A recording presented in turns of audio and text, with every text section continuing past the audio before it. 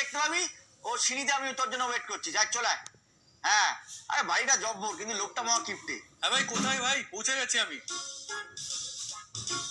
হ্যাঁ, আয়, এই যে এই বাড়িটা মহা কিপটে লোক। তুই ওই বেলটা বাজা। ঠিক আছে।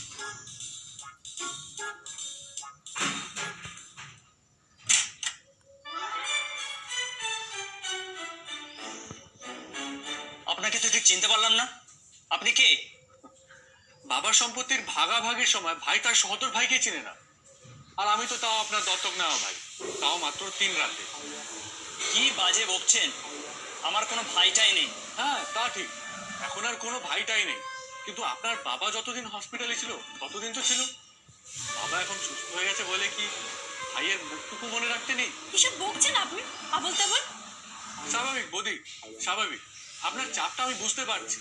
নির্ঝঞ্ঝাট সংসারে এমন একখানা আমরা ব্যবহার করলে কারি বাবা। দেখুন, আপনি কিন্তু কখন থেকে হ্যারাস করছেন। তাছাড়া আমার হাজবেন্ড তো বললো আপনাকে চেনে না। যত সব ঠক জচ্চরের দল। সত্যি বাবা, লোকের টাকার জন্য কি না কি করে। এটা একদম খাঁটি কথা বলেছেন। টাকার জন্য মানুষ কি না করে। এই দেখুন না, আপনার স্বামীকেই দেখুন না। আমার তো আপনার জন্য খুব চিন্তা হচ্ছে বৌদি। কেন? আমার আবার কি হলো? না, তাই ভাবছি যে মানুষ 1500 টাকা মারার জন্য 3 দিন পুরনো ভাইকে চিনতে পারছে না। এবার ধরুন আপনি যদি অ্যানিভার্সারিতে একটা সোনার বালা চান, তাহলে তো সে আর 3 বছর পুরনো নিজের বউকেও চিনতে পারবে না। 6 বছর পুরনো? ওরে বাবা, সে তো আরো পুরনো, তাহলে তো আরোই চিনতে পারবে না।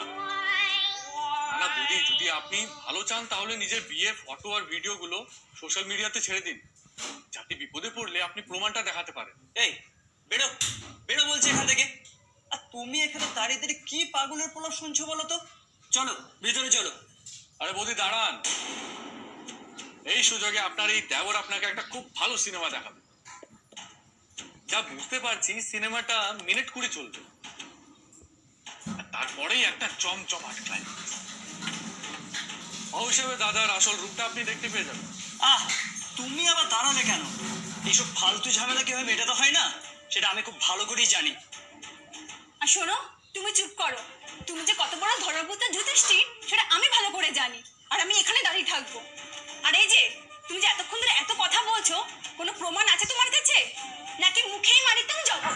বৌদি, লোক চড়িয়ে খাওয়াটাই আমার পেশা, তাই কিছু কিছু স্পেশাল ব্যাপারে আমি সিকিউরিটি ব্যাকআপটা রেখে দিই। আপনার শ্বশুর মশাই হসপিটালে ভর্তি হওয়ার থেকে ছুটি পাওয়ার পর্যন্ত যত ডকুমেন্ট ছিল সব আমি জেরক্স করে রেখেছি। কি হলো দাদা?